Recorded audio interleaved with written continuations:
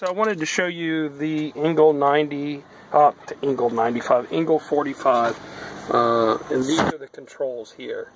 So you see, you set the temperature control. It's an Engel fridge freezer with turbo boost. Get you a little bit better set up. So you're looking at about 19 inches. Set up there, about 19 to the opening, about 20 to the top. The unit is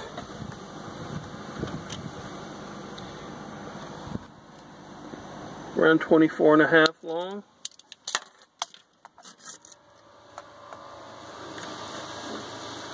It's about 14 wide.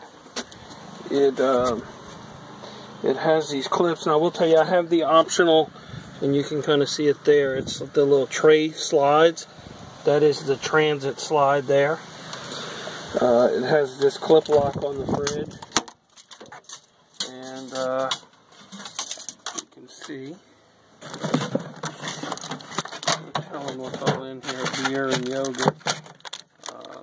Which you can see, it goes down pretty deep. This is a 12-ounce bottle, so if you can get an idea on that would go. As you can see, just keep stuff in the van that when we're drinking or traveling or whatever, that we've got some stuff. So, oh, and I wanted to tell you how deep this was.